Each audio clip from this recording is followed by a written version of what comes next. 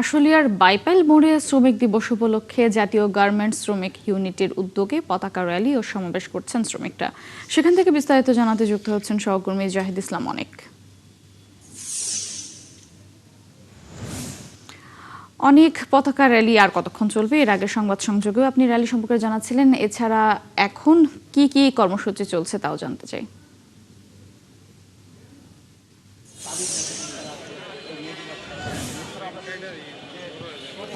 মোটরশি আজ কিন্তু মহান মে দিবস এবং বিশ্বের শ্রমজীবী যারা রয়েছেন তাদের কিন্তু অধিকার আদায়ের দিন। 1886 সালে কিন্তু মার্কিন যুক্তরাষ্ট্রে শিকাগো যে শহর, সেই শহরে হেও মার্কেটের শ্রমিকরা 8 ঘন্টা কাজের দাবিতে কিন্তু তারা আত্মদান করেছিলেন এবং তাদের আত্মদানের পরেই কিন্তু তাদের যে অধিকার আদায়, সে অধিকার আদায় কিন্তু বাস্তবায়নের জন্য কিন্তু বিভিন্ন সময় আমরা দেখেছি মে দিবসে বিভিন্ন দাবি দাওয়া নিয়ে শ্রমিকরা উপস্থিত হন।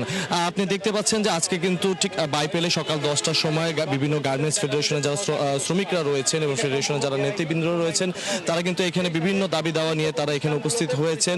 আমরা সকালে দেখেছি পতাকা মিছিলের মাধ্যমে এবং র্যালির মাধ্যমে তারা বাইপেল থেকে পল্লী বিদ্যুৎ পর্যন্ত প্রদক্ষিণ করে কিন্তু এখন আবার বাইপেলে এসে উপস্থিত হয়েছেন। আমরা একজন শ্রমিকের সাথে কথা বলবো। বিভিন্ন ধরনের হয়রানির শিকার হচ্ছে শ্রমিকরা ছাপারা রয়েছে এবং আমরা মে দিবস উপলক্ষে দাবি দাবা উপলক্ষে একটাই রয়েছে, মনে করেন আমরা রাস্তাঘাটে চলাচলের সময় আমাকে নিরাপদ নিশ্চিত করা মানে দরকার। গার্মেন্টস শ্রমিক ইয়ে দেয় যে আমরা রাস্তাঘাটে চলতে গেলে যে চুরি ছিনতাইকারী আবার ধর্ষণ মামলা মনে করেন অনেক রকমের ইয়ের ভিতরে হয়রানির মধ্যে আমরা পড়ে আছি।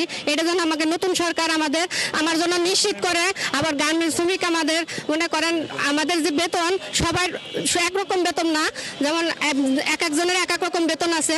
আমাদের নতুন সরকারে যেন আমাদের সবার একরকম স্যালারি দেয়, যেন যারা 25,000 বৈষম্য না থাকে।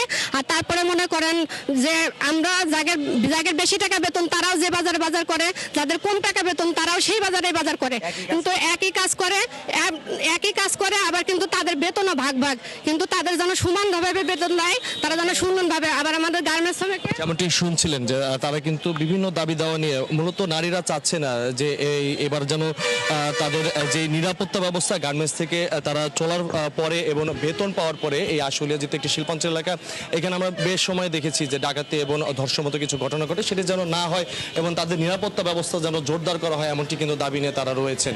মৌটুসী, ধন্যবাদ অনেক আপনাকে। দর্শক, আশুলিয়া থেকে যুক্ত ছিলেন জাহিদ ইসলাম অনেক।